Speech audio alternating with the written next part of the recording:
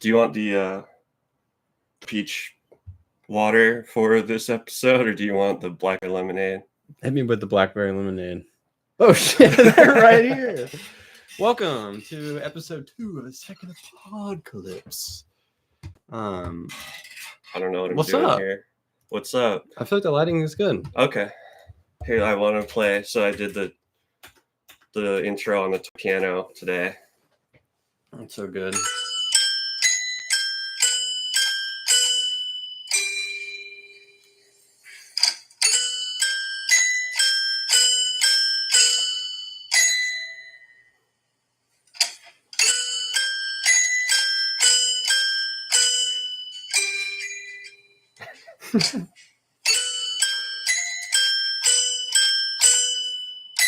Oh my goodness.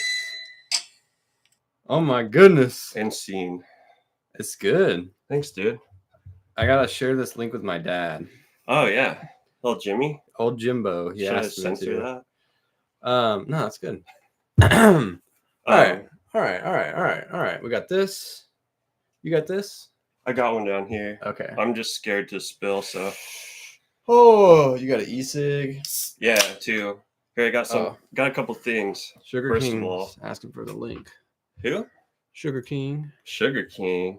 It's I got it. I got it. Oh, I shouldn't just spell it out. Hey, they're doing hockey suggestions. I must have been watching videos on Right. this account. Oh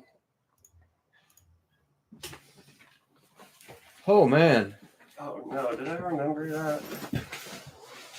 Remember what? Remember to forget. Oh, I swear to God. Oh, okay, never mind. It's right there. We're organized. We're organized. So first of all, there's no Scarlet Spires in this episode. Right. But I brought my Scarlet Spires hat. Yes. Homemade? Mm-hmm. Homemade, home felted. Home. Yeah. Hell yeah. It's definitely not doubling as a gnome hat. Is that what the Scarlet Spires hats look like, kind of? I don't even know. I'm not sure it says, but I just thought Scarlet and they're douchey, and so I bet they'd wear tall, douchey hats. Yeah. You know? I love it. Well, Thanks. I have a Christmas present for you. What? Mm-hmm. Are you ready for it? Yeah. Really, it's Patricia is the mastermind behind it. Oh shit. Oh shit, dude. Damn. Is that from Isolation Man? Mm-hmm. Yo. Shout out to Isolation Man. We should do a collab. Yeah, dude. A second Apocalypse collab. Dylan, hit us up. For me, Yeah. the Lich King, Uh-huh. the Nazgul, The Witch King. Witch King. I got one on right now. Oh! Shit. Thanks, dude. You're welcome. I Thank Patricia, actually. Thanks, Patricia. She's gone. You're welcome. Or I got you something for Inri Sejanus, but it's not done. Okay. But it's almost done. Okay. What do we have here? Oh, sick. A bag? Yep, it's a tote. Dude, that's awesome. A tote with a circumfix. It's missing. Yeah, it's missing its ham. It's missing a hawk. A hawk, a big old hawk. This is dope. I feel like I need a bag Cool. in general. I was wondering if you would use it. I feel like I will use it. Cool. Maybe I'll put gym clothes in here. Dude, I was like, Brian could put some sweaty gym clothes in Some there. gym paraphernalia. I just got to finish embroidering it, you know? Yeah. Thank you. You're welcome. So you don't get it now. Don't get it now. I'm That's taking fine. it away. Happy Inri Sejanus Day. Yeah. Damn. I'm so psyched on that shirt. Thank you. Hey, thanks, Patricia. Raccoon. Scoffra. Okay, well, All right. what are we? How Chapter was- 2 of Chapter The 2, Warrior Prophet. The Warrior Prophet. Oh, can I mention a couple things first? Yes. So, for the first time, maybe ever, I'm well organized for this episode. Hooray. Probably because it took like 6 weeks for us to do it. But I want to clear up a couple things that nobody pointed out. But last time I talked about Kellis being, oh, well, maybe Kellis being Jesus, but Inri Sejanus being Jesus. And I talked about Jesus being crucified and what Inri meant on top of his cross. Mm-hmm. And it stands for King of the Jews. It doesn't stand for traitor or whatever I said it was. Oh, yeah. Because they had I for J. It's like Jesus or Yeshua or whatever. Mm-hmm. And Nazareth. Mm-hmm. King is R. It was like Rex in Latin, I think. Okay. And then I again for Judea. So it standed for Jesus is Nazareth, King of the Jews. Okay. So I think that's where almost positive that's where Inri Sejanus comes from. Also, just want to mention this. I looked back at a book I read. Author Reza Aslan in the book Zealot explains that Jesus was executed for treason and blasphemy, as blasphemy was not a crime punishable by death. Wait. Oh, so they got him for treason, but they also were like, he's a blasphemer. I did not write this clearly. The other two men crucified with Jesus, commonly known as the two thieves, were actually accused of being quote-unquote bandits, which was a broader term in Roman Latin that included robbers, pirates, mutineers, political agitators, and revolutionaries, as well as soldiers that deserted to join the opposing army and slaves that rebelled against their masters. So I bring that up all in just saying that was my angle about the Jesus being a political target, agitator guy. Yeah. Social unrest. It's not just religious bigotry that they went after him. Right. Yeah. Hell yeah. Yep. Oh. So I did a summary of the chapter. Okay. I was thinking I could read it out and then we could break it down. Sure. How do you feel about that? Following you. Okay. Well, this chapter begins with a quote from Echianus about how duty is what sets man apart from animals. Okay, the holy war marches on. Commune continues his solitary ways, walking alone, sometimes camping with Cynemus, but starts finding himself spending more time marching with Kellis and spending evenings around Kellis, Surway, and sometimes Nayur, among others. People are confused about why Surway dotes on Kellis during the day, but always goes to bed with Nayur. A commune wanted to ask Nayur about Kellis, but when he finds himself momentarily alone with Skilvendi, a commune makes a joke that falls flat and he feels awkward. Mm-hmm. Nayur asks the commune if Kellis has told Akka his goals. A commune answers that Kellis just wants to learn about the world, and Nayur walks away. Later, Kellis tells a Skilvendi proverb riddle around a fire as a covert way to get a philosophical discussion lesson going. Later, Kellis finds a commune crying in the dark, and Kellis tells him about the Kelmomian prophecy and how he witnessed proof in the form of a skin spy that the consult had returned.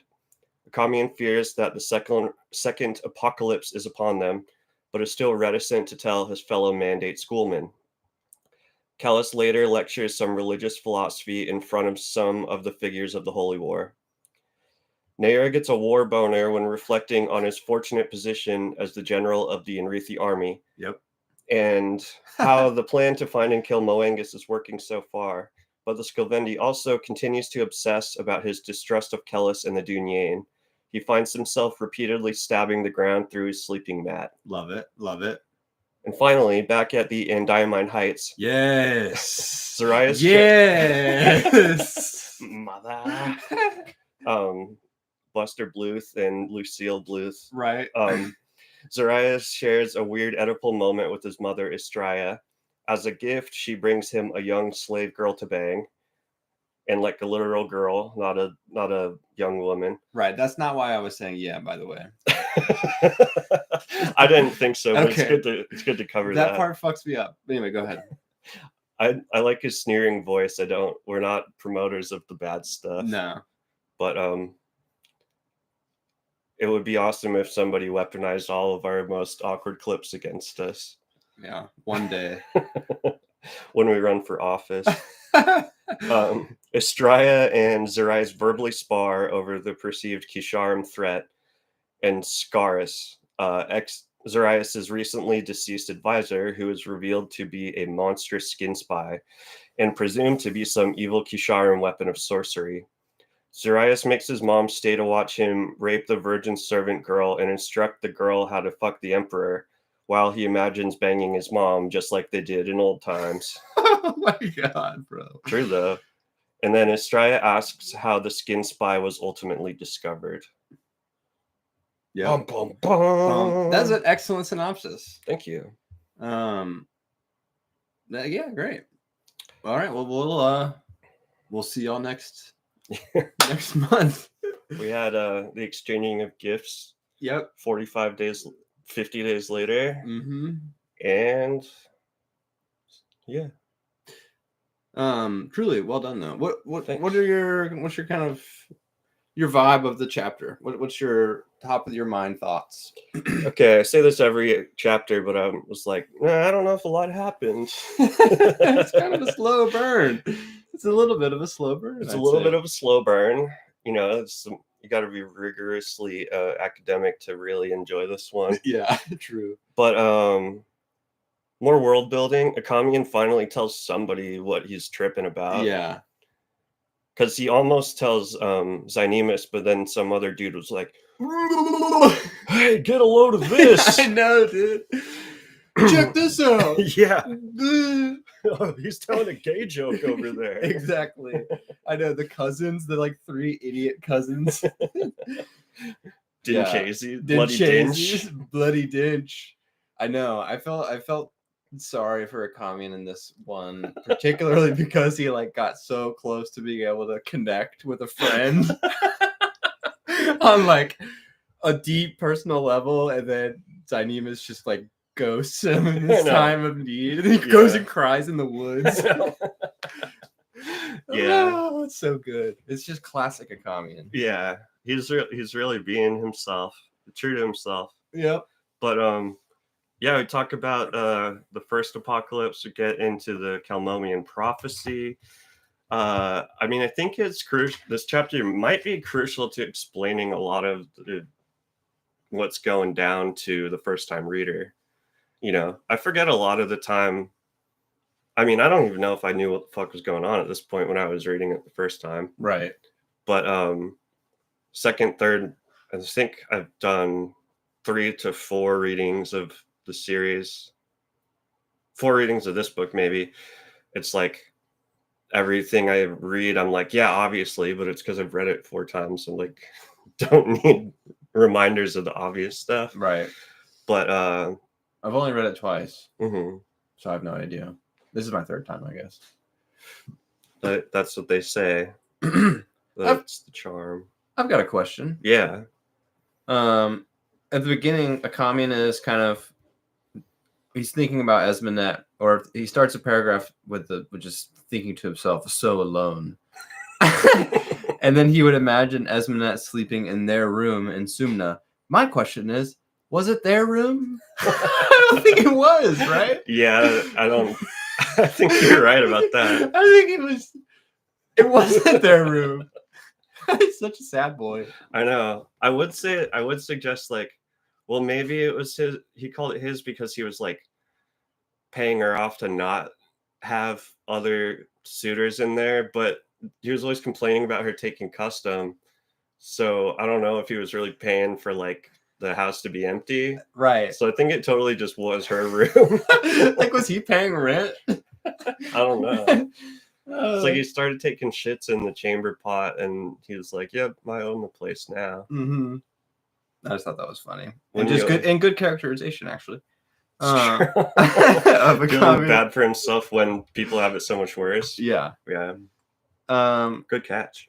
Thanks. And then and it also says, one evening while listening to others argue about the Phanom, Akamian suddenly realizes there was no reason to suffer his fears alone. He could tell Zynemus. And I don't know, that's just like R.I.P. Akamian's hope in general. because you can't tell Zynemus because Zynemus gets distracted. Oh, yeah. Yeah. But he does say, how can I explain this to Zynemus, to the one man who believed, who trusted? What do you think that means? It's funny because it sounds like he's despairing over telling the friend that's going to believe him. Right. It's like, the one man that will ever believe me. My How the fuck do I tell you? My best friend. My best friend who I've known for forever. Yeah. Who loves me. How will I tell him? Who always believes me. I don't know. I assumed it was a kind of just about how it sounds so ridiculous. Yeah, for This sure. 2,000-year-old thing that his order of wizards sorcerers has been worrying about is coming true. But I mean, I don't know. You gotta just send it and see what happens. Like, the worst that's gonna happen is they're gonna say you're crazy, like everybody's already saying they're crazy. Right. Yeah. And Zynemus would be cool about it. Yeah, I think so. But I just thought that was kind of interesting. And then it just goes in, I mean, like you already mentioned, to the classic fireside chats with the boys and Serwa. The boys and the plot device. Yeah, truly. And it's great. I'm not going to read the whole paragraph, but it's just kind of like lays it all out with the three cousins. What do we got? We got Bloody Dinch, Zen Kappa, as usual, sitting by his side. Who's the other guy? I'm not sure. I don't even see Bloody Dinch yet. Well, Nair is crouching in the shadows, gazing at the flames and tearing mouthful after mouthful of bread. Even eating, he looked ready to break necks. Hell yeah. Damn, he's eating bread? Yeah, he's eating bread like a champ. So he spits gristle into the fire later, but I think this is the first time I remember him eating not raw meat. I know, what a pussy. Or whatever, rotisserie meats. Yeah. Maybe he's rotisseried the bread. Also, the defective Dunyan says, what a couple of strapping young lads. What's up? Thank you. Saul. Welcome to the chat. How is the audio, by the way? That's your job as the listener. Just to tell us how we're doing. But be nice to us because we're fragile. Let's see. And some more just characterization from Akamian. He's thinking about Esme. It's great. It's great, mate. Okay, thank you so much. Welcome. Yeah. So wait, going back to how he's tripping about telling Zynemus about the skin spy and the prophecy. One other thought is that he says, I think in the last chapter, that Esmenet's the only person that believes him that the consult is real. Yeah. And so that was my other thought, that just perhaps he is just lamenting his options to tell people, just because the one person he knows that will believe him without having to like fight to believe that it's truth or something isn't there. So even though it's his best friend, he's still kind of going to be like, yeah, sure. what you been smoking even in the opium dens for too long, pal? Right. So I don't know. Could not even be that at all. But I know that he said that Esmenet's the only one that so far that believes the consult's real. Right. Yeah. That makes sense. Let's see. Defective Dunyan says, glad to be here. May your wangs ever pendle and slap upon thy stomachs. Yes. Amen. Amen. I feel like I'm being hung from a circumference right now. Let's see what else is going on here. Where are you at? I'm on 20. Well, I guess we have different page numbers, don't we? Yeah.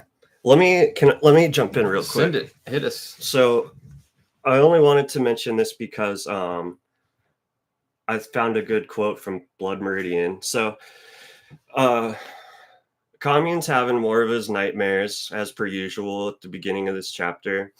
And which, like, at this point I'm kind of like I mean, it's probably horrifying, but I'm just like, get it together. I know, Sam. It's absolutely. I know, no empathy, but But I really like the way that Bakker wrote this paragraph, and I feel like it has some similarities to Blood Meridian, which I believe is his favorite novel. Somebody said that Bakker would always have Blood Meridian and then the Old Testament, or maybe not the Old, but the Bible on his table when he writes. Like they're his two biggest influences or something. Right. So I just liked this prose. Talking about Akami and sleep and his nightmares. But sleep, or the absolute oblivious heart of it anyway, began to elude him altogether until he seemed it simply shuffled from one clamor to another. He would crawl from his tent into the pre-dawn darkness, hugging himself to still the tremors, and he would simply stand as the blackness resolved into a cold, colorless version of the vista he had seen the previous evening, watching the sun's golden rim surface in the east like a coal burning through painted paper. And it would seem he stood upon the very lip of the world, that if it tipped by the slightest measure, he would be cast into the endless black. Okay, and then, so, Blood Meridian subtitle is Or the Evening Redness in the West, which, like, the nature is beautiful, and then all the human behavior is horrific in that book. I guess also the desert's pretty brutal too, but anyway, there's a quote from that. They rode on, and the sun in the east flushed pale streaks of light, and then a deeper run of color, like blood seeping up in sudden reaches, flaring planewise, and where the earth drained up into the sky at the edge of creation, the top of the sun rose out of nothing, like the head of a great red phallus, until it cleared the unseen rim and sat squat and pulsing and malevolent behind them. Damn. So I feel like this just, like, I don't know, very, very similar. Also, they said rim, lips, and phallus. More importantly. Yeah, golden rims, great red phalluses, the endless black. So excellent. I love that. I love that paragraph. Cool. Yeah, thanks for giving me the chance. So here, let me hit you with this. This is also not necessarily relevant to the plot, but Akamian is thinking of some rhyme. He goes, one sun to keep us warm, one sun lets us see, one, and then it ends. You fill in the blank. I don't understand that. Oh, I don't either. What the fuck does that mean? Well, I think it says he would pray Esmenet was still safe, pray to the gods who damned them both. And I think this is a beginning of a prayer. But I was just wondering if any funny words popped into your head. Oh, shit. One sun keeps us warm. One sun lets us see. One sun is a gnat flying around me. Yeah. Because there is a gnat flying around me right now. Oh. You must smell good. Is that the one ring, though? I don't know. One ring to rule them all and in the darkness bind them? I don't know. I mean, I'm probably just, like, projecting. Maybe. But it says one. And it seems like it's going to rhyme. Yeah? Yeah. We got more chat. Oh, wow. But it's going to be heinous because it's my friend Colton. Hey, Colton. Heinous Colton. HC. Colton, I love you. Should I read this? I'm scared. He said, do you think Zynemus' role as quartermaster, first, I don't think he was a quartermaster, was underappreciated given how crucial supply lines are in warfare? I mean, without him, the army might have collapsed from starvation or disorganization. And speaking of collapse, I've been having some concerns about my digestion lately. Like, is it normal for my poops to be, kind of bloody? Not a lot, but enough to notice. Yes, that's perfectly normal. Have you been eating beets? You should expect that. No, he only eats pizza.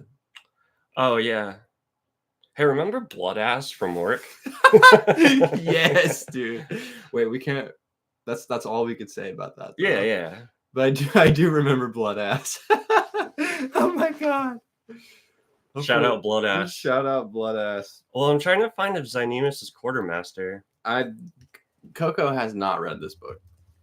He is fully just being a troll. I bet he's not even. I bet he's not even in here anymore.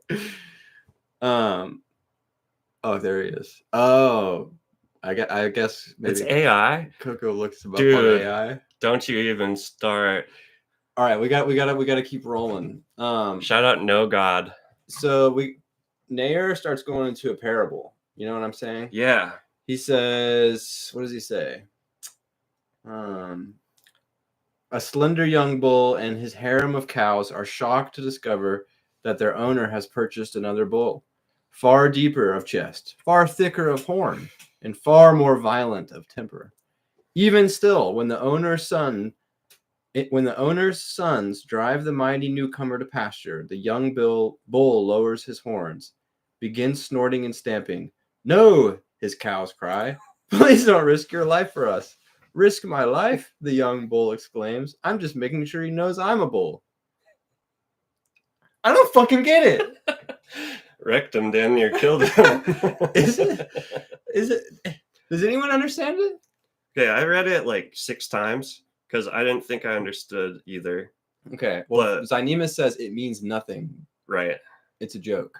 Yeah. Sorry, go ahead. No, that's it. I had it all highlighted just to go through all of the answers. Okay, yes. So yeah, Zynemus, well, he's like shocked that the heathen Skilvendi, they're pretending that they have anything smart to say. I know. They're like, this guy. Those dumb fucks. And then Ariustus is funny. He goes, this is my opinion. It's like, we should say that before you like yell anything. Yeah, this is my opinion. Meanwhile, they're all screaming over a fire, and they're probably all like wasted too, which is some kind of setting. Yeah. Oh, okay. Other thing, just before we go into the next one, I just thought it gave me the vibe that it was like a boardroom meeting and everyone's like laughing super hard at the boss's joke that nobody either thinks is funny or understands. Yeah. Where they're just like, yeah.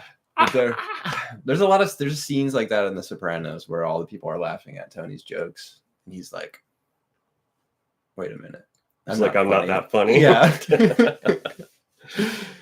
What else? What else do we have? Okay, Ariustus says, "My interpretation. Listen, it means that our dignity, no, our honor, is worth more than anything, more than even our wives."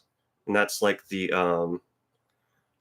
bull trying to show off, flex his muscles instead of like actually just like killing a coyote or whatever, a wolf, you know. Mm-hmm. Instead of actually doing any defending, he's just like looking mean and tough, right? Trying to establish your aura, I guess. And then Zynemus again says it means nothing, it's a joke. Nair goes, it is a parable of courage. Okay, it's funny that Nair answers and that people aren't just like, yeah, this guy is indigenous cultural parable. He's got the obviously right answer. Right. But they're like, no. They're like, nah. He says, it's a fable that old men tell boys in order to shame them, to teach them that gestures are meaningless, that only death is real. So that's the bull huffing and puffing and snorting and stamping is meaningless without like blood on his horns, without like action, killing the other bull to take the cows for himself or whatever. Right. Which I think that one's the easiest to understand. And then Kellis, who, I mean, you know, in retrospect, everything he does is so smug and smarmy, and I hate it. I know. I'm trying to tone my shit back on that. But he shrugs, apparently surprised he held the answer so many had missed. And then he hits us with the gay joke. It means young bulls sometimes make good cows. And they're like, oh! I'm not gay. You're gay. Yeah. It's like, sometimes it's okay if they're real twinkish and cute and slender or something. But I don't know. He goes, it actually means that there are many kinds of courage and many degrees of honor. It means that these things, courage, honor, even love, are problems, not absolutes, questions. And to me, that's not really the answer, because I'm like, again, I'm like with Nayur, where it's like, it's his culture. He knows what it means. I think Kellis is like understands it, but he's starting to manipulate the conversation towards his ends. Right. Yeah. For sure. Yeah. Just to piss Nayar off. Oh, probably. I didn't think about that, but definitely. I mean, I'm just kidding. He probably isn't. That's not his only reason, but I'm sure it is pissing Nayar off. Or Yeah. would be. Yeah, I thought that was interesting. The whole problems things, like courage, honor, love. These are problems, asks Erissus. And Callus says, no, cowardice and depravity are problems as well. As for a solution, you, Erissus, are a solution. In fact, we're all solutions. Every life lived sketches a different answer, a different way. And then this is interesting. Kamian, feeling insecure, says, so are all solutions equal? The bitterness of his tone startles him. And Callus is like, no, they're not all equal. Right? Isn't that what kind of what he says? Yeah. Which I was like, I don't know. It's just kind of interesting. Yeah. I feel like this speaks so much to just Christianity, where he's framing the human feelings and human behaviors as problems, where it's like it's sin to be human and just to naturally exist. Right. I mean, this is also my anti-Christian take on it all, or whatever. Anti-original sin, at least. Yeah, anti-sin for sure. Because I don't think that people are inherently bad. Right. Or that the world just churns up evil things or something, you know? Right. I don't know. I feel it more than I know how to explain it. But I think he's trying to say that despite our shortcomings, we men of God are the answer, and or we're trying to live our lives as like answers that can be written down and looked to as martyrs and heroes, and like make the world a better place. Some lives are better lived than others. There can be no doubt. Why do you think we sing the lays we do? Why do you think we review our scriptures or ponder the life of the latter prophet? I think he's saying that it's a better life to live following the gods, and that it's like justifying the holy war and also amping them up to think that everything they do is going to be like justified and in the name of good and whatever, against the heathen Kisharim, you know what I mean? Right. The non-believers. Yeah. That was my vibe from the whole thing. I think it's still kind of I feel like I'm missing something in that, but that was what I took from it. Yeah. I feel like it feels pretty complete. I don't have a whole lot to say about it necessarily. It makes me think of real life though a lot, where you think that people that think they're living the right way feel superior to others, and then act like others are inferior, treat other people like that, you know? Right. Where no one's the bad guy in their own story. Everyone's the good guy. But I don't understand the drive to force everybody to live according to your code of ethics and morals and stuff, you know? You don't? I'm just kidding. I mean, no, it's funny, but I do in my weird way, where I like want to force everybody to tolerate everybody. You know what I mean? Mm-hmm. But I don't know. Yeah. Yeah. I thought it was the communist probably asking, are all lives the same, or problems the same, or whatever, because he's a sorcerer as well. Oh. And he's like, damn. He's like, save me. Mm-hmm. He's a shame boy. Yeah, totally. And then it just pops right into him almost talking. This is where he almost talks to Zynemus, right? Or am I an idiot? No, I think you're right. Oh, no, it's after, but he's crying in the dark. Yeah. Yeah. So there's like a whatever little page divider thing, or it's skipping ahead in some amount of time. Kellis says, Akka, I heard someone weeping. Surely it wasn't you. Somebody weeping out there. It's nothing. The comment says, it's nothing. It's funny, he's weeping this whole not slog, Mm-hmm. and then there's no weepers on the slog. I know. So I think he gets it all out. He gets all his weeping out. Well, Mhm. in the Kiri really gets him zooted. It takes all the weeping right out of him. We got That's a some good point. Earl Parkour. Hola at all the witchy women's in chat. Excellent. What's up? Up the witchy women's. Woo! Now what's happening? Well, okay, so a commune is pretending like he's not fucking crying alone in the woods audibly. I love him so much.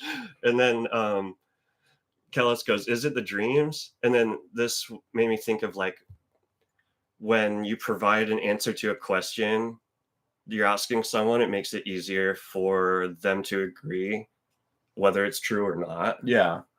Because he's like, oh, wait, what did he say? Yeah. It was definitely just the dreams. Right. Which I think it really was. Because like Kellis can read the room and tell that, this Dunyaniness, that's what's largely tormenting a commune. Right.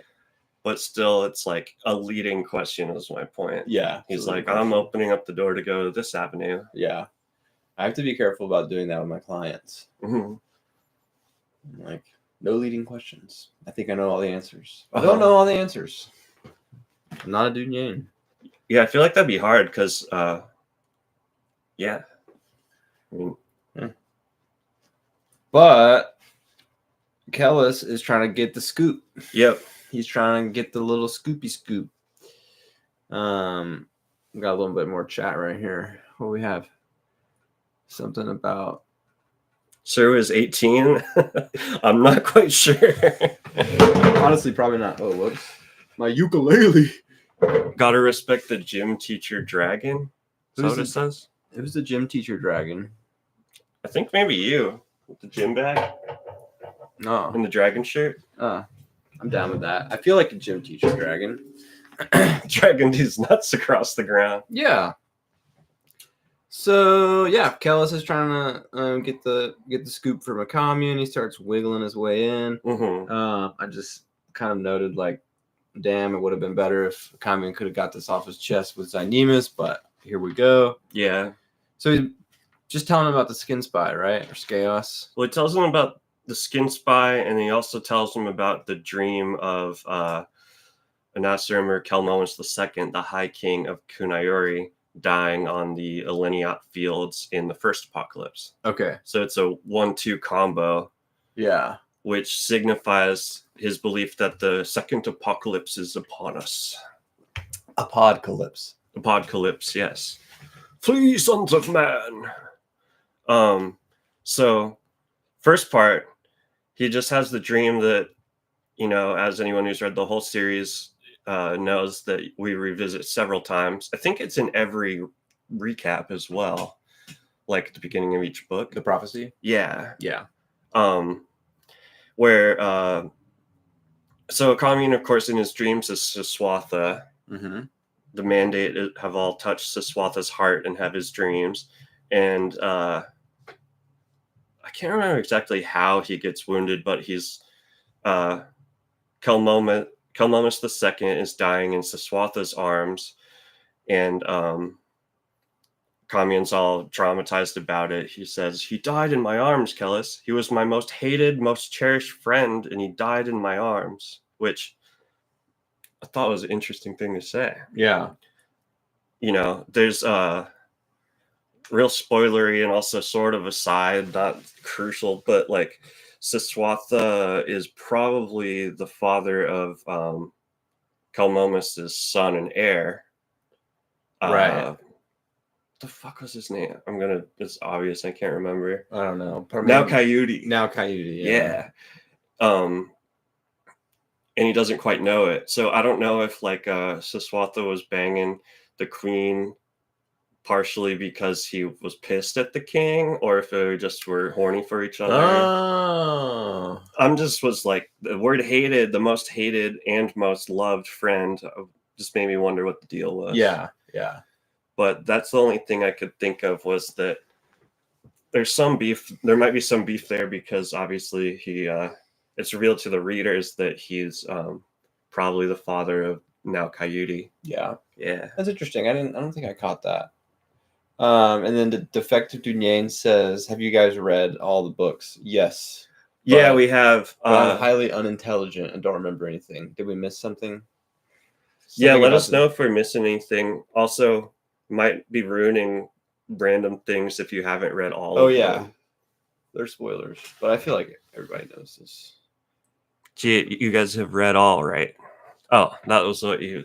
Yeah, I'm just rereading the chat. I think my eyesight has gotten worse since the last 6 weeks. Oh, the Cunny Dragon is the gym teacher? Oh, that's fair. Gotcha, yeah. I love the dragons. We get some good Techne lore. Oh, Here yeah. a little bit, which was sick. It might have been my favorite part of the chapter. And it raises some interesting questions, I believe. Well, so that has to do with him saying that, him telling Kellis too, that Kellis is like, well, what if I'm... Okay, so sorry. Let me take 1 second. When King Kelmomus II's dying, he's like, another one of my line will appear at the end of the world. And so Kellis is like, how do you know it's me? Like, it was 2,000 years ago. Aren't there a bajillion people with my DNA? Like, you know? And at this point, also says, the narrator, I guess, of the book says, the Prince of Atrothow's eyes lost their focus, wrestled with unseen things. For a moment, the glamour of absolute self-possession faltered, and he looked like any man overwhelmed by a precipitous turn of circumstance. Ooh. And so I thought that was...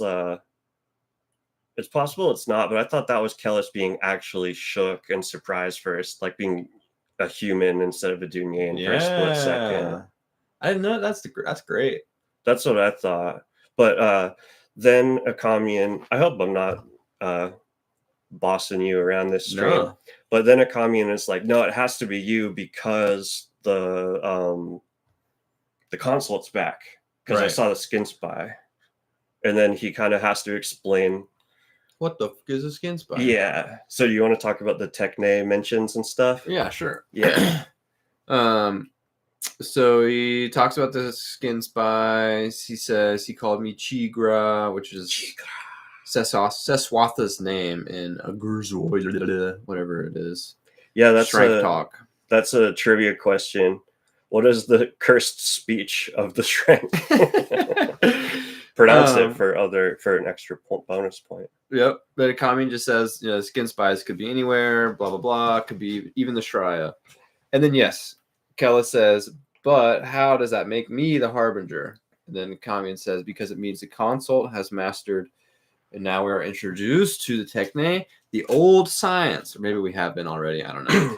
Srank, Bashrags, dragons, all the abominations of the Inkoroi are artifacts of the Techne, the old science, created long, long ago. Which, okay, so first of all, kind of bums me out because I really want dragons to just be space lizards on their own. But, so, okay, and created long ago when the non-men still ruled Yarwa. So whenever the Ark was built not on Yarwa, obviously, because it's been traveling around for a million years or however long. Did they create the old science when they got here, or did they already have it and propagated it? So they had some for sure. And they got more. I'm pretty sure. I think that skin spies are an Yarwa development. Okay. Because I don't think they had them in the first Apocalypse. And Strank have to be new. Yeah. Because they're modeled after the non-men. Yeah. But from what I remember, that Arcfall killed a bunch of the it knocked out the computer of the Ark, Right. but it also killed a butt ton of creatures that were in there, Yeah. and like people that knew what they were doing. And so Orax, I believe, was like the highest surviving scientist Mm-hmm. for the console, and he only knows how to do as much as they're doing, Right. like maybe graft a face onto his face and make some shrank and shrank. Mm-hmm. But I think that they've had very little understanding and scientific development since Arcfall. And I want to say Wuteat's the oldest dragon, right? Dude, I don't fucking know. I think so. Reference the last episode. Yeah, where someone told us the answer. someone told us the right dragon. Yeah. The right Raku. But I think that Wuteat says, they're like, so are you a son of the Ark? And he was like, no, I'm from the Void. Yeah, something about that. So I want them to be space lizards too. I guess, fan theory is that Wuteat was stolen from another planet or from outer space. Right. And then they just started doing genetic,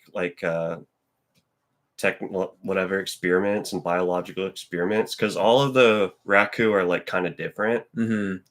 So I'm wondering if they just were like fucking around and they're like, let's see what kind of crazy ass dragon we can make. Or Right. yeah. I wonder if the original Raku, if it is Wuteat, is horny, or if it's just the new dragons because they're console boys. I don't actually think that's real irrelevant. What's up, Robbie? Love you too. Rank the dragons in order of horniest to least horny. Exactly. Scathula. Can someone do that for me? Wait, which one's the fire? We're looking at dragons now. I'm sorry. Let's see what else we got. So, but these, yeah, okay. So yes, these. Scathula is the horniest. He's the gym teacher at the. In the unholy console in the inside the intrinsic gate fighting Serwa. Yeah. When she's naked and burned in half and stuff. Mm-hmm. Super chill. Yeah. And then Wuteat is supposedly the oldest, ancient beyond measure. He claims to have lived aboard the Inku Holoinus as it visited many worlds before crashing into Yarwa, and to be the first being to depart the Ark. That's so cool. Oh, and Syl, the king of the Inkoroi, rode him. Yeah. That's so chill. It's like this. With his what is it? His armor made of rotting bodies. Yeah. So fucking sick. You think that the rotting body armor is not very good, but it's excellent. Yeah. It's super good. You can just keep stapling new layers on top. Yeah. Okay, but it was Yeah, sorry, go so ahead. the old science was thought destroyed when the Inkoroi were annihilated by Kujara Kinwa before the Tusk was even written, Kellis. But these skin spies are new artifacts of the old science. And if the console has rediscovered the old science, there's a chance they know how to resurrect Mog Farao. And yeah, Kellis is like, no god. Because I think he told him the story of the No God in the last chapter, right? Right. Okay. Yes. So they're building here step by step. Yep. And then Akami is just revealing more and more in his vulnerability. And he says, my mission is to observe the Holy War, but I have a decision to make. One that claws my heart every waking moment. Which is it? And he says, he's talking about whether to tell them about Kellis. Mm-hmm. Right? And yeah. What do you have? What do you have on that? Well, I wonder, because ultimately everybody knows about Kellis later, and I kind of just, as a rereader, I'm like, why is he tripping about it so much? But I was trying to empathize more. One, he just got Inrao killed, his only student that still likes him, right? Akamian. So I'm sensitive about that. And then two, he's pretty jaded about how shitty the other Mandate people have treated him. Mm-hmm. And so I think that's that Akamian's humanity is kind of shining through. But I'm still kind of just like, you only knew this guy for 2 weeks. and it's the prophecy about the second apocalypse. Like, do you want to just maybe get it over with before you get more attached to him? Right. Yeah, but Callus would have them whipped anyway. Yeah, little does a commune know. Yeah. But yeah, Kellis is like, well, perhaps you should tell them the mandate about me. And he goes, you don't know my brothers. That just made me think of like some old crusty dude being like, you ain't seen the things I seen. Yeah, you haven't earned your seat yet. you spilt, or I spilt more than you drink, boy. Yeah, exactly. Like in an old AA meeting. Yeah. Woo! So that was what I thought. Yeah. Kellis says, why haven't you told them? And a commune says, because when I do, they'll come for you, Kellis. And then, yeah, like you said, perhaps they should. You don't know my brothers. You literally just said that, but I just reiterating. Yeah. So I think he thinks they're gonna like do the cants of compulsion and like make him puke and shit and fart and torture him, right? And come, yeah. Yeah. Yeah. He loves them already. Yeah. But then we get into the good stuff. We get into what really matters, which is Nair crouching naked in the pre-dawn gloom of the tent. Nair Erskioth appears at Serwa's sleeping face, and he does creepy knife shit to her. Not that bad, but still pretty weird. And he's like all up fucking creeping on her. Crouching in the dark, I picture that his balls are just dragging on the dirt. Totally. And he's huge. He's not hiding. He's just you can see like an enormous silhouette. And of course, Sarah was just asleep. And he's literally like combing her hair with a knife like a fucking psychopath. So Nair watched her as motionless and awake as she was motionless and asleep. All the while, he listened to the voices outside, Kellis and the sorcerer speaking nonsense. And then the next paragraph is, in some ways, it seemed a miracle. Not only had he traversed the length of the empire, he spat at the feet of the emperor, humiliated Ikiri Comphis before his peers, attained the rights and privileges of an Inrithi prince. Now he rode as a general in the greatest host he'd ever witnessed. A host that could crush cities, strike down nations, murder whole peoples, a host for memorialist songs, a holy war. And then I just hear him say, but I'm still gay! Why? Why am I still gay? Oh my God. Poor guy. He's just like in the dark, like, I've done all this cool stuff. Why do I still hate myself? Because Anna surrender Moengus. Yeah. That's why. Poor guy. I love him so much. Woo. Anyway, yeah, that's what I got about that. Yeah. And he just kind of is reflecting on Moengus, really. Mm-hmm. Like, where, is he going to be there? How powerful is he? Blah, blah, blah. Yeah, he's been out in the wild for 30 years, and Kellis already kind of owns his ass. Right. So it's like, how the fuck am I going to deal with this? Yeah. But they'll get there when they get there. Mm-hmm. It's interspersed. His thoughts are interspersed with another part where Kellis is riffing off some theology. Yeah. This is a good ass name. Ingaiaban, the Palatine of Chianthe. So good, dude. he was cooking. Baker was really cooking on that one. He goes, but God favors the righteous. I don't know what they're arguing about, but Kellis is like, well, are you righteous? And everyone is like, ooh, shit. And the guy is like, obviously thinks he's righteous, but he doesn't want to be a dick. So he's like, well, you're righteous. Right. Like me and you guys, we're righteous. Yeah. We're definitely righteous. We're not gay. I'm definitely not gay. It's like, okay, if you are, but like, we're definitely not gay. Right.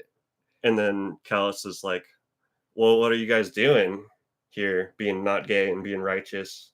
What's the whole deal? What's the point? Yeah, what's the point? What is the point? Well, we raise arms against the heathen because we're righteous. And Guy Ban's just looking like a fool. Mm-hmm. And because they're wicked. But Kellis smiles with stern compassion and says, he who's righteous is he who's not found wanting in the ways of the god. Isn't this what Sejanus himself writes? I don't know what he's talking about. And who finds men wanting in the ways of the gods? Other men? No, only the God and his prophets. So we're not righteous? Yes. I mean, no. I mean, I no longer know what I mean. I just want to say, I love that he admitted that he didn't know what he was talking about anymore. Just that, like, especially the way the narrator of the audiobook says it. I don't know, as a man, it felt like a liberating for just another guy who's supposed to be in charge of a bunch of things. Is like, I'm not sure. Yeah. I was like, thank you for admitting it for once. Right. Yeah. Dude, that's like, whenever I went to treatment when I was 16, I remember one of the therapists there was like, asking these questions to us. There was like a small group, and it was like about the fucking big book or something. And like, none of us knew, but we were trying to answer. And like, he just like let us try. And he was like, why are you trying to answer? Like, it's okay to not know. Like, just say you don't know. And that really stuck with me. Hell yeah. Like, oh, I love saying I don't know. Mm-hmm. I tell my clients that all the time. They're like, what do I do? And I'm like, I have no idea. I have no fucking idea. How do they react to that? It's usually good. Okay. Because I'm just like, what's up? Mm-hmm. What's going on right here? Like, I don't know. Anyway. Yeah. So, yes, I agree. It is liberating to be like, I don't fucking know. Mm-hmm. I know so little. Yeah. I think it probably also like agreeing that it makes somebody feel like they're not alone, right? Or you're not like the one with all the answers and they're the one that desperately cannot find the right answer. Right. Well, like, if someone is asking, what do I do? They're asking, how do I get rid of this feeling I don't like? Mm-hmm. For the most part. I mean, typically, yeah. So I'm like, I can't do that. Mm-hmm. Like, what are you feeling? Because like I don't know why the fuck I'm talking about this, but like, we have it within us. The answers are within us. Damn, y'all. Okay, let's get back to the book though. Yeah. I feel like this almost is kind of the thing, or I'm just want it to be, but he's like, I don't know what I mean. And then, you want me to read what Kellis says? Yeah. Then you understand, Kellis says, a man can never judge himself righteous. He can only hope. And it's this that gives meaning to our actions. In raising arms against the heathen, we are not the priest before the altar, we're the victim. It means nothing to offer up another to the God, so we make offerings of ourselves. Make no mistake, all of you, we wager our souls, we leap into the black. This pilgrimage is our sacrifice. Only afterward we will know whether we've been found wanting. Okay, it's not as much about you have it within you as I thought, but and I don't really get the victim part, but I feel like he's saying only God can judge us. We think we're doing the right thing, but we'll only know after we do what we set out to do. Right. Which is interesting because that's kind of a hard sell for a holy war. Mm-hmm. But I wonder if it's like a subtle, and you should rely on me. Like, because he's the one that's like, well, we're really only going to know after we've been found wanting, but like underlying that is like, but you need me to kind of like guide you because you're lost. Yeah. Like, he said, you know what I mean? I think you're absolutely right. I think that's part of it. Yeah. I mean, saying that we don't know the answer, but it's the only guy that thinks that they don't know the answer. It makes you wonder, like, well, what does he think the answer is? Like, why does this guy think differently than all of us? Right. And why does he seem so much smarter than us? And he's on our team though. Yeah. He's like he's not a fucking savage. He's like chill ass dude. You're canceled, bro. Sorry. I'm just kidding. It's not a Skilvendi savage. No, An indigenous Norserai. Mhm. Is that what they're called? I have no idea. Robbie says, I wish some of my professors could admit they don't know sometimes. Bruh. For sure. Oh, yeah. There's so little certainty. I think that's the thing I always mention about these books, but Kamian in his speeches about doubt, I think that doubt is like one of the most important themes for Bakker, at least in the first series too. Check it out. Oh. Doubt. Oh. Agree, yeah. It's true, which is great. I love doubt. Yeah, that was I wrote that under that paragraph because yes, fully he's like he's kind of weaponizing it a little bit maybe. Mm-hmm. Y'all have to doubt, and then I'm not saying I know the answers, but I'm so freaking confident and charismatic that you kind of think I do. Mm-hmm. Yeah. Proyas just agrees. Proyas definitely did not understand what he's like. Well said, Kellis. Well said. Well said.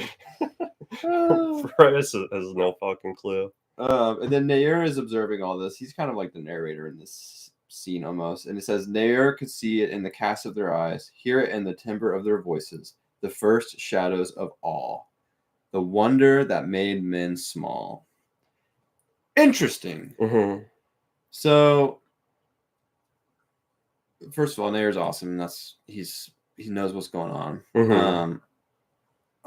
I feel like all connects us to greater things in this life. When we're feeling awe, we're more like connected to a greater whole, maybe, or like stunned by synchronicity or beauty or something. Mm-hmm. But that's probably what they're experiencing in this moment, but they're getting pwned. Yeah. It's Maybe tapping into that greater spiritual feelings, right? Like, what do they call it? An oceanic feeling. Yeah. Where he's like, we wager our souls, we leap into the black, we sacrifice. We are unable to ultimately know if we will be saved, which, like we were saying, is like kind of counterintuitive, Right. But I feel like it emphasizes the spiritual mission and kind of de-emphasizes their individual like glory and their sort of like tribal like bands, like the the Kenrian army and the Galioth, and they're all, everybody wants their props, but I think Kellis is like, no, this is like a spiritual quest. Right. And as he's going to become the Aspect Emperor, which is an aspect of the gods, I feel like maybe it's like some early place setting for him being listened to with like reverence as like a, more than human, rather than just like a good human leader. He's like a prophet, right? Right.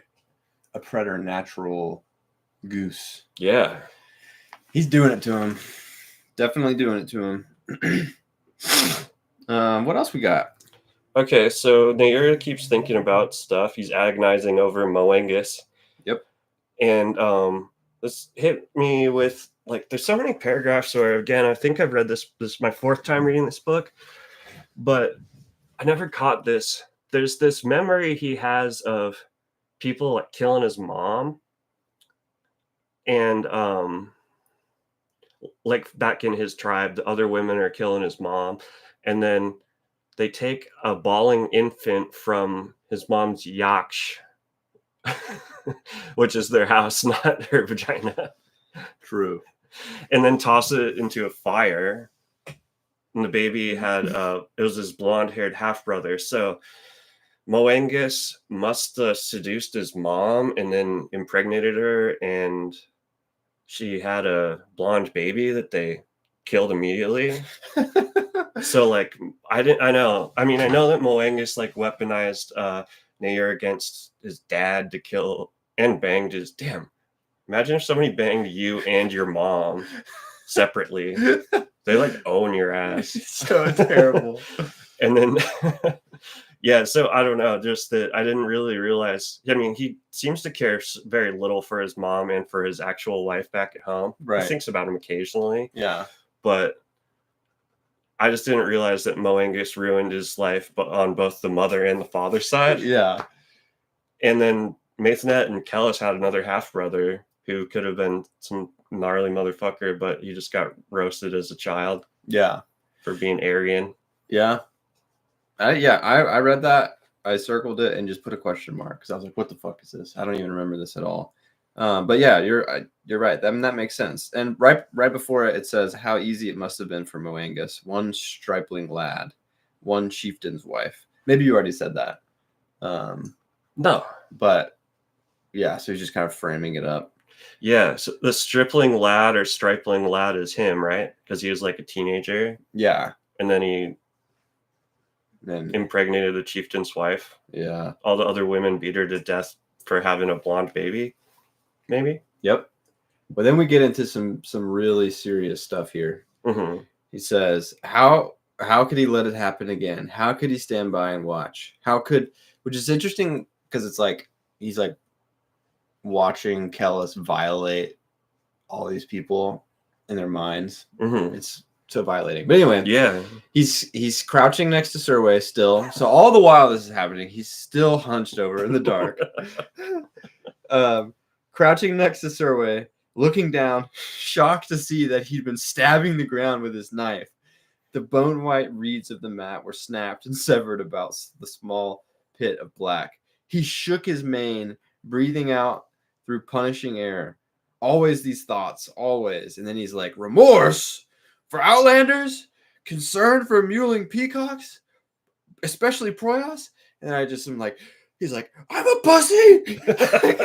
I'm gay and I'm a big pussy. And he's just stabbing the ground. Fuck.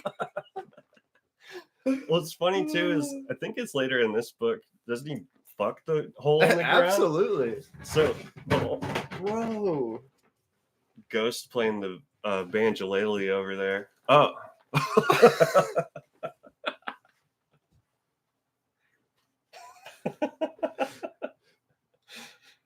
This is my great grandfather, George Kincaid.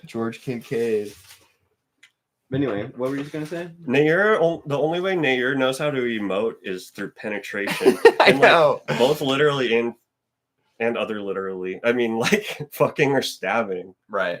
Like I don't know. There's a rigorous academic essay theme in there. Mm-hmm. About masculinity. Yeah. Or just penetration. Like patriarchy or something. Yeah. Yeah. It's just dude. He's gotta get in something. Man, is there a way to exist without violence? That's another what is it called? Blood Meridian quote. Kinda. Really? Well, not violence exactly, but it's like I was talking to Jake and he said his dad is super, super serious. Mm-hmm. And so whenever he mentions him, I always think about them being like, war is hell and war is God. Mm-hmm. But yeah, war, this is Blood Meridian. War was always here. Before man was, war waited for him. The ultimate trade awaiting its ultimate practitioner. Hell yeah. I'm war's ultimate practitioner. I like that. Uh-huh. That is the way it was and will be. That way and not some other way. It makes no difference what men think of war. War endures. That's good. Yeah, but I tend to think that life is not as violent and extractive as that. Yeah, no, it is not. Even though I'll still be extremely self-pitying and woe is me all the time, but I'm not necessarily like, everyone wants to rip me apart. Right. I'm just like, this is kind of a bummer. Ow. Ow, yeah. Owie. He also says, I walk with the whirlwind, which is cool. Oh, shit. So that's like his allegiance to the no god. Yeah, I mean, he's like straight up, I fucking walk with the whirlwind. Damn, dude. Imagine screaming that at somebody. He could never forget. He had only his hatred to preserve him, like a salted meat. Preserved. Dude, I've been reading this book about a shipwreck, the Batavia's Graveyard. Mm-hmm. It's pretty sick, but they just, man, sailors back in the day just had it so bad. Dude, so bad. But bleeding out of their ass. Yeah, ultimate blood ass. Yeah, true. But you'd think that you could eat a lot of fish on a boat, Mm-hmm. but at least for the Dutch East India Company, there was this whole hierarchy where first fish caught of the day goes to the captain, and then the next one goes to the upper merchant, and it's just like, if you're a sailor, you're not getting a fish. You just starve. Yeah, well, you can have some salt meat, right? But most of them were hastily boiled in vinegar and salt because they didn't want to. It took too long to preserve.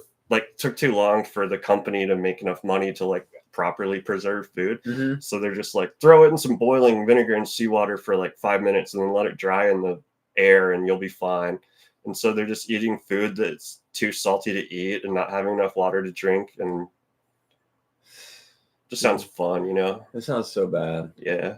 Why are we the way we are? I don't know. So weak. All right, let's I hate so much about the way we choose to be. Let's keep rolling. We're almost done with the Holy War side of things. Well, so why does Nair not tell a commune or anybody that Kellis is Dunyan and he's fucking over everybody? Because he alludes to that a little bit earlier, where he's like, you know why he goes to you for lessons or whatever, right? And Kellis is just like, he wants a liberal education. Yeah. And he's like, and then walks away. I don't know. Maybe he just knows the futility of it, or I don't know. Why do you think? Well, I agree. I think there's futility.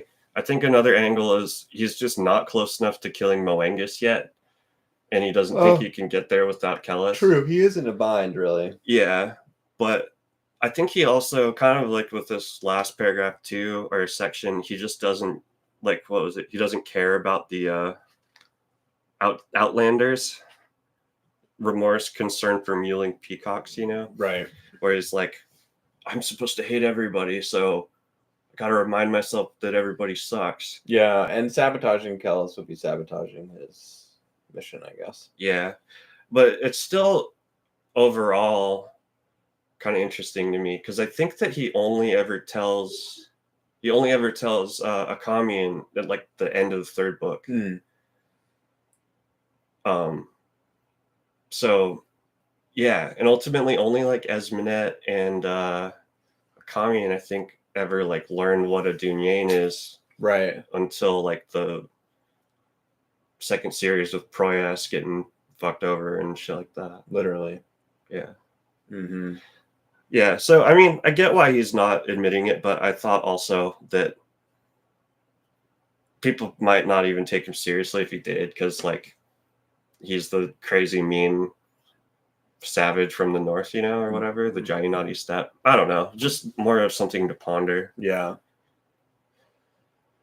I guess is also, since they arrived together, it's probably not great to be like, fuck this guy I traveled across the continent with. True. Yeah.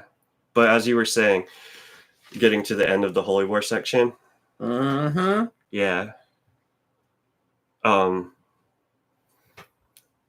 Kellis asks Nair if he still has his Kore, and he's like, yeah, obviously, you fucking idiot. You already know I have it. Duh. And then Kellis is like, how do you know I know? And he goes, you know. You know. You fucking know. You know how you know. You know how I know how you know? Yeah, exactly. But the horns, she complained. Oh, yeah, Serway's just talking in her sleep. Just being an excellent character. I know. It's such a bummer. I know. She loves a good horn. Yep. Nair says treacherous work. Kellis says, what's that? Nair says killing sorcerers. And then the horns sounded. And that's it for the Holy War. Yeah. Now we go to Brian's favorite Oh part my of god, the dude. I war. regret yeehawing. It's like so disturbing. I hate it. I just love Zarias and how fucked up he is. It's good characterization. Yeah. Exactly. It's not like it's not like the plot is the most fun, but their exchange, it's so Oedipal and like creepy and like, I don't know. I just wonder how horny they are for each other and how much they hate each other at the same time. It's beautiful. Yeah. And then of course my whole thing whenever we see Estrella is that she's actually a skin spy. Okay, yeah, I was wondering about that. I wasn't sure if she was or not. She is, and there's hints going back to the last book. There's hints where here's one even in here where Zarias is like talking about how Estrella started bringing him like sex slaves basically, and he's like, I can't. It goes. He couldn't remember since when she had started bringing these men and women to him, these surrogates. So I think that's one. He couldn't remember when. Mhm. I think that's a subtle hint towards her being different, being replaced. Right. Because also and because the skin spies and the whole council are so horny. Yeah. She's like, ooh, she's just edging by giving him sex slaves. Right. She's like kind of, I don't know, stroking her hog Mhm. incognito. Mm-hmm. He loves it. Yeah. Well, does that mean that they haven't boned? What's that? They haven't had. Not all skin spies can have whatever genitalia they want, right? No, they got the pendulous phallus. Okay, so they haven't really boned. No, they haven't, and they bone in the third book. Well, and yeah, he like takes her pants off or something, and there's a big old hog down there. Yeah, that shit's crazy. Yeah, so they can have titties, but they can't. As far as I understand it, they've got big old pendulous phalli. Okay. And not pussies. Okay, good. Or the phallus is there regardless of what else. Yeah, there might be. Because Nayer's trying to go in the butt. Go in all or take it. Every way possible. Because when when the skin spy replaces Sarah, or takes her form at the end, and then they run off for 20 years. She's just the hottest white blonde girl in the world with the huge ass dick, the biggest wang. Yeah, it's so chill. And Nagar just loves it and will never admit that he loves it. He loves it. It's okay. It's good. All right. There's another hint about the skin spice stuff too, but I'll tell you at the end because it comes with the very last sentence. So what do we have right here? Zarias is being rubbed, and his mom walks in with a gift of a child, which is very disturbing. Mm-hmm. And they just start chatting, right? Yeah, it just seems so weird to have like a sort of like Oedipal business meeting while a bunch of people are greasing you with oil. I know. And a child's crying in the corner. So horrible. But Baker's fucked up, dude. Yeah, for sure. Different times, man. Yeah, dude, you'd be canceled for that now. Yeah. You can't just never mind. But Estrella brings up Skeas because back where they're at, he just got murked like a week or so ago. Yeah. Skeas is dead. Mm-hmm. He's like, I know. Right? Did he know? Yeah. Well, he goes, something is dead. Oh, yeah. And so he knows that it looked like Skeas. He doesn't know. As far as I know, he doesn't know when Skeas was replaced or if maybe Skeas was a fucking skin spy his entire life. Yeah. But I think that he wasn't a skin spy his entire life because of the old man being able to climb the stairs really fast last time. Yeah. Where he was like, since when did this guy have monkey strength? He's scrabbling up the stairs. Yeah. But okay, so I think that she's bringing it up. I'll just skip to my point. Yeah. She's bringing it up because she's a skin spy. Right. And so she's like, how did you guys figure it out? Because I don't want to get, like, I'm going to try to, be in this place without getting found out as long as possible. And the very last sentence of the chapter is, tell me, Zarias, how is it that you discovered Scaeus? Right. So, yeah, she's very concerned with it. Yeah, it makes me wonder too, like how long skin spies have been hanging around in Arwa. Just in general. Yeah. Mm-hmm. Just being all horny and crazy. Mm-hmm. Chilling. I love the skin spies. Yeah, they're cool. That was like my whole thing. I remember one of the themes of how like passionate and creative the skin spies are. So fun. They're just like not bound. I mean, obviously, like the console's fucked up, I know, but I'm also pro console when it comes down to the mission. Yeah. But anyway, I also don't really have a ton on this last part. It's just kind of creepy and gross, and yeah, For sure. I got a couple notes. yeah. What you got? Well, they're dueling, you know. Yeah, they're sparring. Where she's trying to ask him questions, and she's obviously looking for something because she's bringing him a gift. Yeah. Which he's like not mad about, but he also is like annoyed that she's trying to ask him all these questions, I think. But well, my computer's being crazy. But what is it? So they're like having this power struggle. And keep in mind, he's literally naked, getting greased up with oil. And I'm just reading this part. Estrella laughed fiercely. My naked son, my poor naked son. And that's sarcastic, but I feel like it's a double entendre where he's literally naked, but it's also she's taunting him, being like, your weakness is laid bare. I know everything you're thinking right now. Yeah. And this whole this last section is so much about the body. I feel like it is focusing on like how, or it kind of highlights that he's so pleasure and moment obsessed. Yes. Like obsessed with the present moment and his hedonism and shit, where he is not as conniving and smart as he thinks he is. Yeah.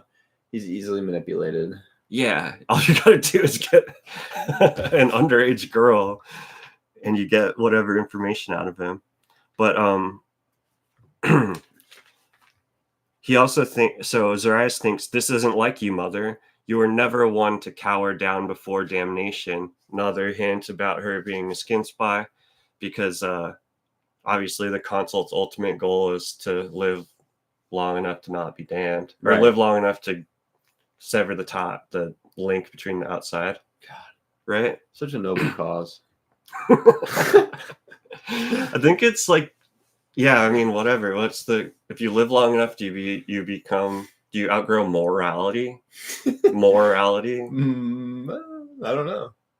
Because is that was the consult always evil?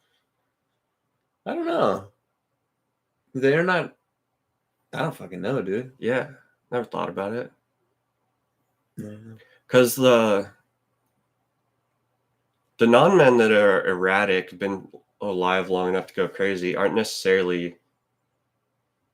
No, I don't know. I was going to say they aren't necessarily just doing bad shit all the time, but they do murder and do horrific shit to remember. So maybe that's kind of my thinking, though, is just that my theory is like the consult, they've been alive for so long that they're only stimulated by extreme behavior anymore. Like I think it's like in addiction, it's called like escalation. Or like sex addiction and stuff, where you just, to get the same stimulation, you have to go crazier and crazier behavior and shit. Right. And then if you've been alive for thousands of years, and if your mission is to kill so many people that you can escape damnation, I mean, you probably get a taste for murder, thinking that it's the only thing that's going to save your soul. Right. Well, and if they adhere to the same morality that we do, if they are like just fucking murking thousands and thousands of people, they're not going to be able to probably enjoy the like clarity and like calmness of mind that comes from like just like being at peace, I guess. So if they settle down. So I'm thinking like, if I live for 1,000 years, I'm going to be so fucking goddamn wise and chill and like peaceful. But obviously that doesn't happen with the non-men either, because their brains turn to dementia fucking vortexes. But Yeah. I mean, like, if you're murdering people, then you're going to be running from the fact that you've murdered all these people, and only like strong dopamine pleasure can like give you any type of joy. Mm-hmm. I don't know. You think they dopamine fast?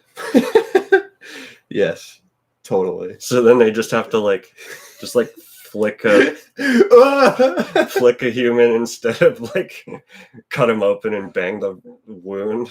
Right. They could just like do a hard reset. They could. Well, they do. Yeah, I think about whenever they talk about this mother stuff, I think about Arrested Development. Mm-hmm. Buster Mother! versus Lucille. Oh yeah. It also makes me think there's Zariah and Estrella in this series, and then in the Aspect Emperor series, there's Kelmomus and Esmonette, where he's doing the mommy thing. Mm-hmm. And what's the crazy son's name? Oh, fuck. Sminorphus. It's not Sminorphus. Anasarimber Sminorphus. It's definitely that, sir. I'm just kidding. What are his children's names? Zaka. It's a Ka something. Yeah. I don't know why I can't remember it. Cayutis. No, wait, is that the good one? Yeah, it's Inralatus is the evil Inralatus. one. Yeah. Inralatus, like, look into my mouth. What do I know? Is open your mouth. Open your mouth, mother. I want to see it. Dude, I love that shit. The last time I read that section, because it's super funny. I never like really noticed that until you brought it up. And then I'm just thinking of her, what faces of horror and disgust she's making behind that mask. Yeah. Where she's just like, oh my God. My son. It's so fucked up. I know. Well, anything else for this chapter? I wanted to share. There's a good men writing women moment where he talks about the shape of the girl's boobs. They're taut breasts upswept like swallows' wings. Yeah, which, like, I want to read some women writing women and see if they ever describe boobs in a weird way, because like there's got to be some, right? But dude, sci-fi is so busted. I've just seen there's like a funny subreddit where people post like the cringiest moments like that. Men writing women. Yeah, but I mean, this one doesn't bother me like politically, but it just is funny. I've never thought of a titty as a breast upswept like swallow's wings before. Might have to do a deep dive on that after this. Probably so. That's all I've got. Well, actually, let me mention the juicy part, the horrifying, but oh man, I don't know if we want to read that the description. Okay, I won't read it, but his mom tries to. They reveal basically that he and his mom have been banging before, and so in the next book, when he gets all horny at the end and is like, "I'm gonna bang my mom," then he gets shocked by her huge dong. Right. It's like, this isn't like how I remember it. Yeah. But something's not right here. In this power struggle, he's like, okay, well, I'll bang the sex slave now. And then he's like, will you not stay, mother? Watch your son enjoy this gift of yours. And then I was kind of surprised that she said no, because I feel like as a skin spy, you'd want to. Right. But I think that's probably playing a good role, being like trying to preserve her spy character. Maybe so. Or maybe she would have to jerk off. Oh yeah, she get too horny. She would be like way too horny. Just yeah. The baby's arm will come out. Exactly. Elephant trunk. But then he's like, nope, I'm the emperor. You're gonna teach her how to bang me. And then there's some really creepy dude, action going down. So does she stay? Oh yeah, he makes her stay and like teach the sex slave how to bang him properly, which is obviously weird, but it's also bad because she knows how to he knows what he likes. Yeah. So it's just all sorts of fucked up. It's gross, man. But I hate It's chill though.